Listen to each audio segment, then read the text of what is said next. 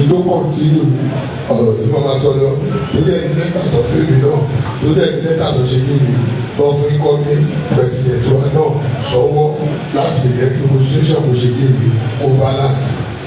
tó kọ̀ǹtínú ọ̀rọ̀ ní padà àtúwọ̀ ọ̀rọ̀ tó bá ní ọ̀rọ̀ láti sọ àtúpà náà ọ̀rọ̀ tó bá ní ẹ̀jẹ̀ láti ṣá àwọn bí ní kótó kan ẹ̀ṣọ́ kápẹ́ méjèèjì ìgbọ̀ngàn fún mi pé peace ó ti ṣe bí mi ó ti jọba ní ti ṣe national union ní Lagos State Council.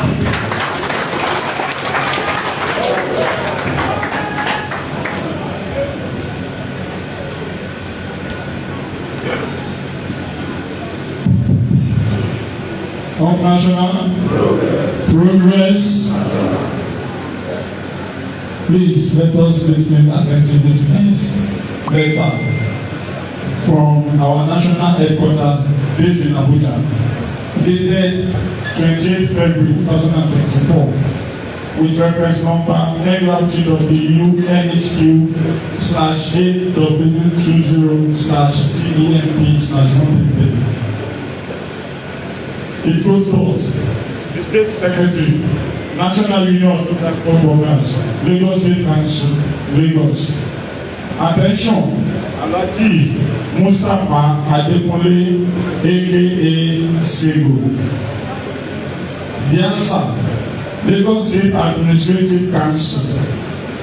Following series of meetings we have had with the Lagos State Council over the lingering issues of leadership in the state, the national leadership of the union, with a view to resolving same, has resolved that the former state administrative council members sworn into office on 30th November 2023 and headed by Alh.Mustapha aka MC Oooo shall continue in office with Alh.Mustapha as chairman, while Alh.Mustapha aka Sego shall actually be in charge of managing the finances and directing the affairs of the union in the state.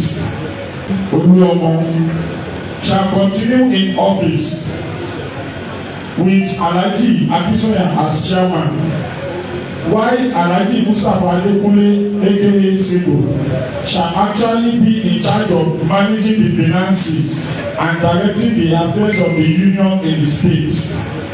Oooo shall continue in office with Alh.Mustapha as chairman, while Alh.Mustapha aka Sego shall actually be in charge of managing the finances and directing the affairs of the union in the state. Pending the conduct of the special delegate conference at zonal level in the southwest zone, which will eventually pave way for a reconstitution of the Lagos State Council in line with the union's constitution. Please note that in line with the recommendations made and approved at the 10th Quadrennial National Delegate Conference of the Union on the 25th October 2023, which fact was reiterated at our meeting held yesterday, that is February 26th, at the National Secretariat of the Union. Each state council has a mandate and authority to expand the State Administrative Council solely for this tenure in order to accommodate more executive members and carry everybody along. Note further that this letter, being more detailed, supersedes the one dated 27 February 2024 with reference number N.U.R.T.W NHQ/A/20/TEMP/114. Hoping that parties will be duly guided by this directive. Please be assured of our continuous solidarity. Yours faithfully, Comrade Kayode S.A. Akinyoki, Acting General Secretary. Copy the Acting President N.U.R.T.W, Finance and Alh.Mustapha aka Soro. operational progress. Operational progress. Ṣé o gbọ́ ara gbọ́ yéké? Ṣé o gbọ́ ara gbọ́ yéké? Bí ẹ ò bá ṣe kàn bóyá yẹ ká ṣe, ìlú òní ṣe lébi, ìlú òní fara rọ. Ẹgbẹ́ ká ṣe lébi, ká ṣe kàn tó bá yẹ ká jọ tó bá yẹ ká ṣe. Nǹkan tí wọ́n sọ yẹn òfin ọlọ́run wa àtàtìlẹ́yìn àná bíbẹ̀ òwe níwọ̀nyí. Ẹ jẹ́ ká ṣe kí ni ẹ jẹ́ ká ṣe ara wa lẹ́yìn pọ̀ láti lọ sí Òṣogbo. Ọmọ amúdéètì by next week. Tọ́ba amúdéètì by next week ẹ jẹ́ kí gbogbo wa ká má ṣe lẹ́yàmẹ̀yà ká mọ̀ rí pé Alhaji Musiliu Ayinde Akínsọ̀yà àwọn labẹ́ ṣe kí ni labẹ́ tẹ̀lé jáde ní Lagos State ti wà láti lọ ṣe kí ni láti lọ jẹ president. Gbogbo ẹ̀dá tó bá wọ̀ kó o fẹ́ wọn fún president dára ọ̀rọ̀ ẹ̀ lókè. Gbogbo ẹ̀dá tó bá wọ̀ kó Alhaji Musiliu Ayinde fún president dára ọ̀rọ̀ ẹ̀ lókè. Aláti fẹ́ wọn ni orí pé kí ni nǹkan tá à ń fà tí ò bá sọ̀rọ̀ president tó jáde bẹ́ẹ̀ ṣèlúdásá èmi òṣèlú ní kòkòrò oyè mi ìdá ìṣọlá kan nínú oyè mo lè níbẹ̀ lọ́rùn pẹ̀lú tọ́lọ̀ ṣe fún mi. Tọ́lọ́ tó yá ó sọ tí wọ́n lọ dúpẹ́ lọ. Tọ́lọ̀ president ò bá jáde tó yá bẹ́ẹ̀ president ó máa ṣe kí ni ó máa jẹ second time wẹ̀ lẹ́kọ̀ọ́. Tọ́lọ̀ president ò bá jáde tó yá bẹ́ẹ̀ president ó máa ṣe kí ni ó máa jẹ second time wẹ̀ lẹ́kọ̀ọ́. Tọ́lọ̀ president ò bá jáde tó yá bẹ́ẹ̀ president ó máa ṣe kí ni ó máa jẹ second time wẹ̀ lẹ́kọ̀ọ́.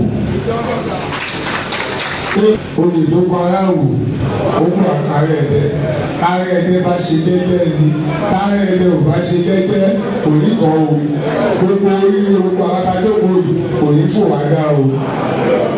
Gbogbo yá àbí túṣùpọ̀ àbí gbá ìwọ tọ́kọ̀ ẹ̀ bá ń ṣe ìwọ tọ́kọ̀ ẹ̀ bá ń bí dòdòdòdò tọ́kọ̀ ẹ̀ bá dẹ̀ ṣe lótólótó tẹ̀lé mi nítorí ìwà mi ni má tẹ̀lé mi nítorí àtẹ̀lé oríire ta lè wò kò fẹ́ràn oríire ṣe kí ni kò fẹ́ràn lójú ẹ̀ ní gbogbo wa àtọ́jú ẹ̀ ní gbogbo yìí Alhaji Musiliu Ayinde Akínsọ̀yà wọ́n máa sún ayẹ àti president lábùdá.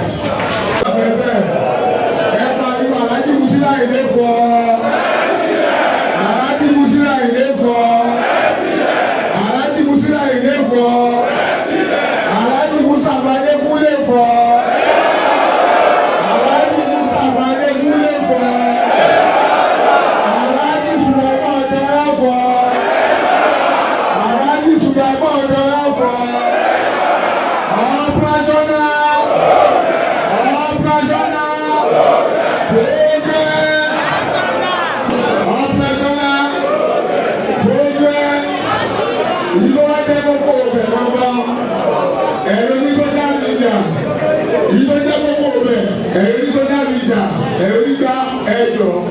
Padà lọ́bẹ̀ pé bíìsì ṣe kí ni bíìsì ìjọba gbogbo lẹ́yìn tó ẹ bá a ṣe kí ni ẹ bá a ṣe kí ni ẹ bá a jẹ́ lọ́gbọ́ fàyà lọ pé Alhaji Musiliu Ayinde Akínsọ̀yà ọ̀wọ́n ni incoming president tó lè jẹ́ fún sọ̀bọ̀rọ̀ ẹ̀yin tá à ń bá wí ẹ̀wọ̀n ayé má ṣòro fún ẹ̀ṣẹ̀ kí ni ẹ̀jẹ̀ kó jẹ́ tọkàntọkàn ẹ̀jẹ̀ kó lé pàṣẹ náà ẹ̀gbà wá ẹ̀yà wá ìsìn náà ẹ̀ka àti polówó pé òun ẹni ṣe kí ni àtòkè àti ìsàlẹ̀ pé òun ẹni ṣe